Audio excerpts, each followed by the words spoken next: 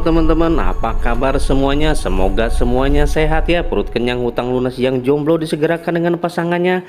Yang sudah berpasangan semoga dilanggengkan hubungannya, diberi rezeki nomplok, serta mempunyai kuota berlebih untuk nonton review film tahun 2023 berjudul Nowhere.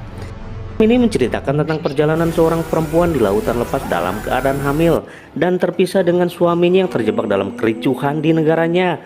Bagaimana cerita selanjutnya tanpa babi bu dan bla bla bla? Kita ikuti alur ceritanya. Tapi sebelumnya, bagi kalian yang suka dengan channel ini, tolong sisihkan jemarinya untuk menekan tombol subscribe dan nyalakan loncengnya untuk mendapatkan info terbaru dari Calawal. Film ini diawali dengan sebuah kericuhan di negara Spanyol, di mana negara ini telah berubah menjadi negara diktator, di mana pemerintahannya memutuskan sesuatu secara sewenang-wenang dan tidak berdasarkan hak asasi manusia. Yang mana pemerintahannya berencana untuk mengurangi populasi jumlah perempuan hamil dan anak-anak untuk mengatasi kekurangan sumber daya energi, alias jumlah pasokan makanan dan minuman yang tersedia tidak sebanding dengan jumlah penduduk pada waktu itu. Makanya satu-satunya cara versi mereka ya dengan menghilangkan populasi wanita hamil dan anak-anak dengan cara dihilangkan nyawanya atau dideportasi ke negara lain. Walaupun itu semua tipu-tipu, pada akhirnya ya tetap semuanya dibantai. Dikisahkan sepasang suami istri bernama Nico dan Mia yang sedang hamil berusaha melarikan diri bersama imigran lainnya ke negara Irlandia. Mereka mengendap-endap di balik kontainer menghindari petugas militer yang bersenjata. Tampak juga pengawasan ketat lewat udara dari pasukan militer mengawasi pergerakan imigran yang mau melarikan diri. Yang ketahuan ya ditangkap. Yang lolos dari pengawasan militer, mereka harus membayar sejumlah uang atau barang untuk bisa masuk ke kontainer. Sama halnya dengan Mia yang harus merelakan cincin warisan orang tua agar bisa lolos dari penjaga. Akhirnya Mia dan Nico bisa masuk ke mobil kontainer untuk keluar dari negara Spanyol menuju Irlandia.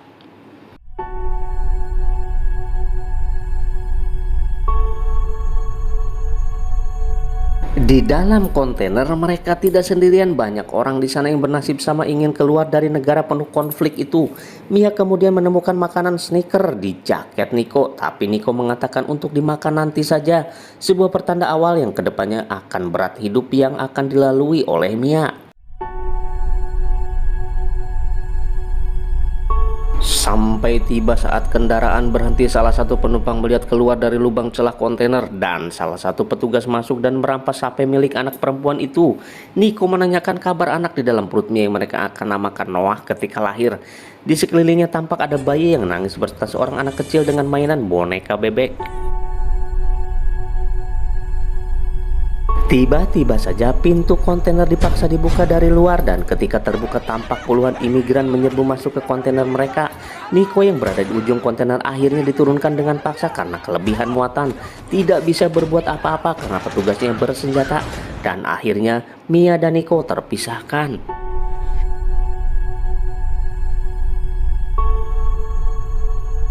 Mia cuma bisa meratapi dan melihat suaminya naik bersama dengan penumpang lainnya di kontainer yang berbeda. Kemudian mereka saling menelpon dan Nico menjanjikan akan bertemu kembali saat pemberhentian selanjutnya.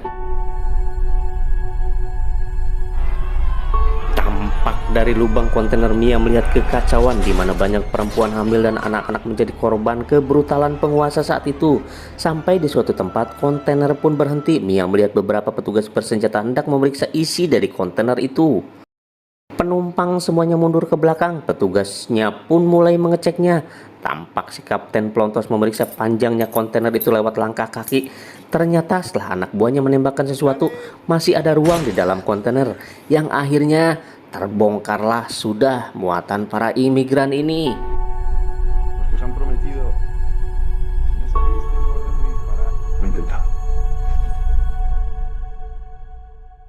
Mia akhirnya naik ke atas tumpukan box. Sementara itu rekan-rekannya yang berada di dalam kontainer semuanya isdet ditembaki peluru oleh petugas. Tak ada yang tersisa kecuali Mia.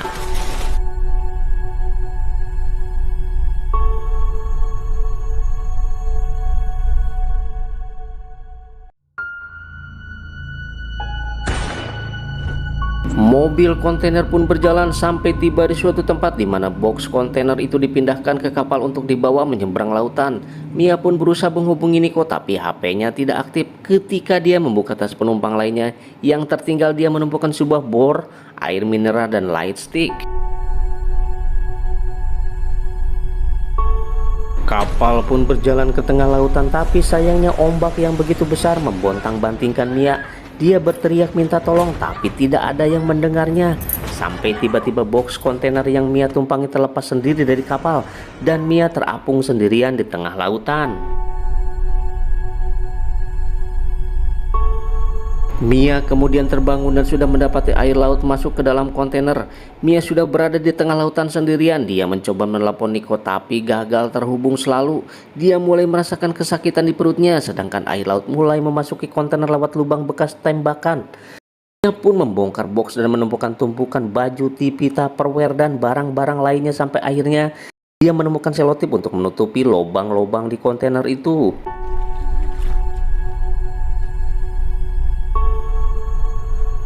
Malam pun tiba. Mia berulang kali menghubungi Nico tapi selalu gagal. Dia melihat keluar lewat lubang kontainer, tampak laut begitu tenang. Mia pun mencoba menidurkan dirinya sampai akhirnya terbangun karena debit air semakin naik dan Mia pun tenggelam di dalamnya. Tapi itu semua cuma mimpi saja.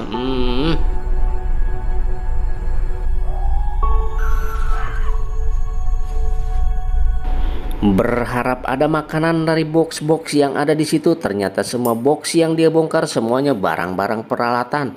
Tidak ada yang bisa dimakan. Akhirnya dia kembali menutupi lubang bocor yang kali ini dengan karet yang ada ditutup Tupperware. Dia juga menemukan selang pipa yang kemudian dia pakai untuk membuang air di dalam kontainer sedikit demi sedikit.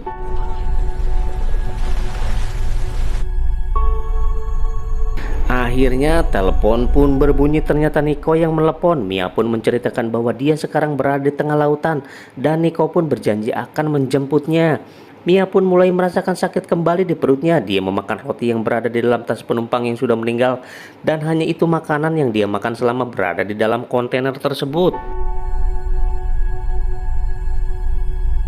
Mia pun menghirup udara segar lewat lubang-lubang kecil dan tiba-tiba saja dari kejauhan terdengar suara petir pertanda badai akan datang. Dia pun mengerang kesakitan kembali. Kali ini bayinya akan keluar di tengah badai yang sedang berlangsung. Karena merasa nyawanya terancam dalam keadaan kesakitan, Mia berjalan menutupi lubang-lubang kecil di mana air laut masuk ke dalam kontainer.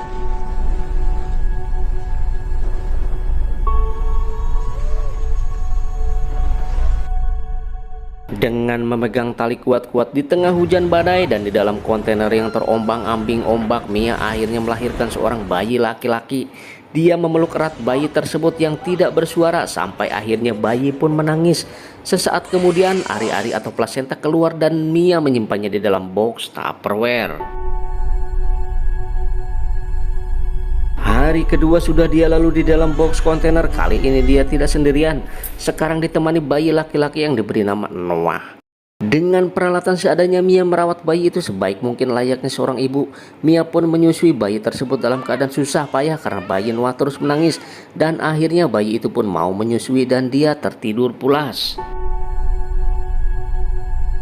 Mia mencoba melubangi atap kontainer agar ia bisa keluar dengan menggunakan alat mesin bor. Pada malam harinya dia terbangun karena lapar. Dia pun memakan plasentanya sendiri yang dia simpan di dalam Tupperware. Dari luar terdengar suara ikan paus yang kemudian menabrakkan dirinya ke kontainer itu.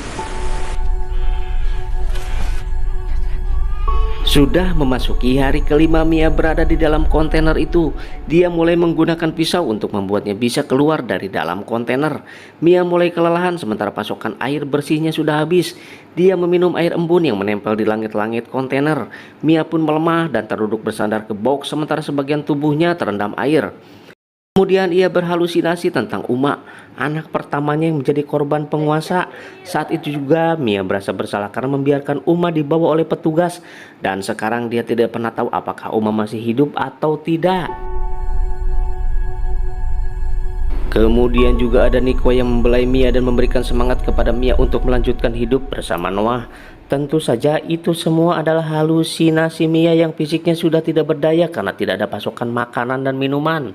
Hujan kemudian membangunkan Mia dan bergegas mengumpulkan air hujan untuk kebutuhan minum dia bersama bayinya. Dengan bantuan sebuah tali, Mia berusaha membuka atap kontainer yang sudah dia lubangi sebelumnya, dan akhirnya Mia berhasil membukanya dan bisa melihat langit secara utuh. Dia pun membawa bayinya naik ke atas. Si bayi Noah tampak merasa nyaman karena ada sinar matahari dan udara yang segar. Tak sengaja Mia membuang kain yang ada bekas darahnya ke lautan. Tiba-tiba saja banyak ikan mengerubutinya. Kemudian dia merakit sebuah alat untuk menangkap ikan-ikan tersebut. Percobaan demi percobaan dia lakukan tanpa ada kata menyerah demi perut yang harus diisi. Mia terkulai lemas sementara belum ada satupun ikan yang dia dapat. Akhirnya dia melihat sebuah kapal, kemudian ia bergegas ke bawah mengambil kaca.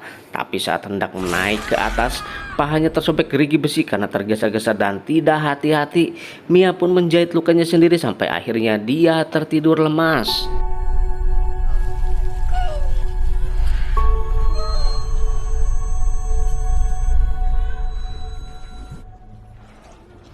Sambil menggendong bayinya, Mia membuat jaring untuk menangkap ikan. Setelah selesai, dia pun keluar untuk mencoba menjaring ikan kali pertamanya. Ikan pertamanya berhasil ditangkap dan Mia melahapnya dalam keadaan mentah.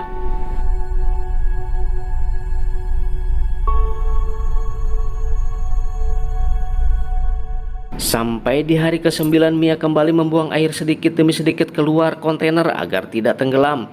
Dia kembali menjaring ikan dan berdasarkan pengalaman pertama dia berhasil mendapatkan banyak ikan. Sampai-sampai menyetoknya untuk makanan setiap harinya.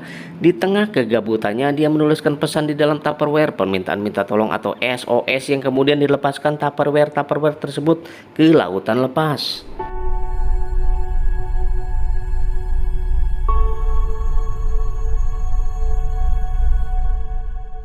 Pada malam harinya dia ngobrol dengan bayi Noah sambil memperlihatkan foto-foto keluarga termasuk foto kakaknya Uma.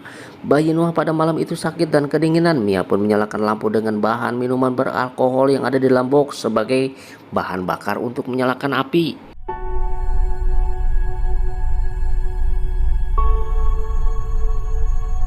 Mia akhirnya membawa Noah ke atas yang bertepatan dengan bunyi HP berbunyi. Ya, Nico menelepon Mia bahwa ia tidak bisa menjemputnya dan Mia harus melakukannya sendiri. Entah bagaimana caranya supaya bisa kembali ke daratan. Nico masih berada di kontainer dalam keadaan terluka karena ditembaki petugas dan percakapan pun berakhir ketika baterai dari HP itu sudah habis.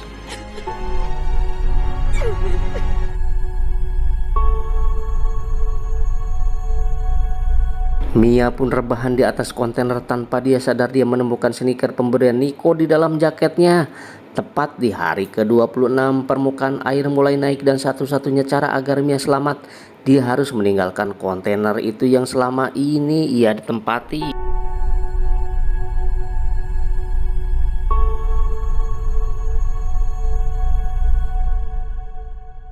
Dan pada akhirnya Mia membuat sampan kecil untuk berlayar. Tiba-tiba saja burung camar hinggap di kontainernya bertanda bahwa akan ada badai dahsyat, begitu kata para nelayan di tempat aku. Melihat gelagat itu, Mia pun bergegas mempersiapkan segalanya sembari memungut foto-foto yang sudah mengambang tanda debit air yang semakin menenggelamkan kontainer. Benar saja lama-kelamaan kontainer pun mulai tenggelam dan bersamaan dengan itu Mia tersangkut di dalam kontainer sementara bayi Noah berada di atas kontainer. Dengan bersusah payah Mia memotong tali yang melilit di kakinya dengan pisau. Sampai di ujung perbatasan air dan udara Mia masih juga terlilit tali. Sampai akhirnya dia tenggelam di dalam kontainer dan Mia pun berhasil melepaskan tali tersebut. Dia pun menyembul ke permukaan mencari keberadaan Noah. Tiba-tiba saja seekor paus menghampirinya dan melewatinya yang kemudian mendekati Noah. Semburan paus itu akhirnya membuat Noah terbangun dan menangis sehingga Mia mengetahui keberadaan Noah.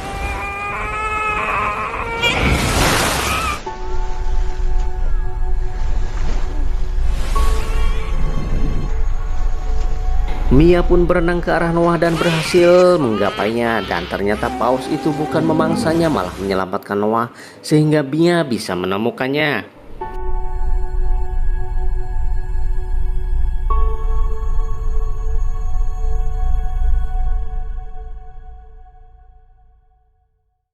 Pagi pun tiba, Mia masih berpegang pada sampan yang Noah tumpangi. Mia berbicara kepada Noah bahwa Noah telah menyelamatkan nyawanya karena dengan sampan yang dia pegangi Mia bisa di permukaan dan tidak tenggelam. Burung camar pun semakin banyak jumlahnya yang berputar mengelilingi mereka. Ternyata mungkin itu pertanda bahwa mereka sudah dekat dengan daratan. Scene beralih ke sebuah keluarga yang melakukan pelayaran dan berhenti tepat di sampannya Noah dan Mia berada.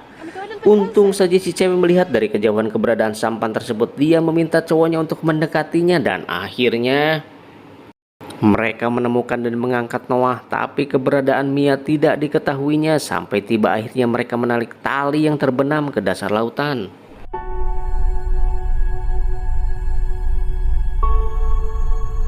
Dan ternyata itu adalah Mia. Setelah diangkat ke atas perahu, mereka mencoba memompa jantungnya Mia sampai akhirnya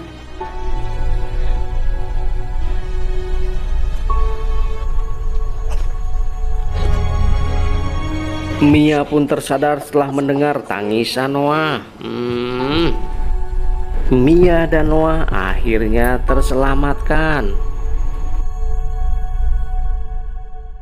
Oke teman-teman, demikianlah akhir dari film Nowhere ini. Ending yang sangat mengharukan bukan? Kita bisa melihat bagaimana seorang ibu yang berusaha sekuat tenaga bahkan nyawa menjadi taruhannya demi sang buah hati. Tidak dikisahkan kemudian apakah Nico masih hidup atau tidak, serta bagaimana keberadaan Uma, anak pertamanya dari Mia dan Nico. Tapi yang jelas film ini cukup memberi sensasi segar, di mana ide film untuk bertahan di tengah lautan lewat seorang ibu hamil dan kemudian melahirkan tanpa ada stok makanan tersedia. Selain survival mencari makanan dan minuman sendiri di lautan lepas, aksi heroik dan akting Mia yang diperankan oleh Ana Castillo, seorang aktris berkebangsaan Spanyol, patut diacungi jempol lewat perannya di film survival thriller ini. Oke teman-teman, semoga semuanya terhibur. Saya doakan teman-teman semuanya sehat, diberi banyak rezeki sehingga bisa membahagiakan orang-orang terkasih di sekeliling kita. Kesepian tanpa kekasih. Sekian dan terima kasih. Bye-bye.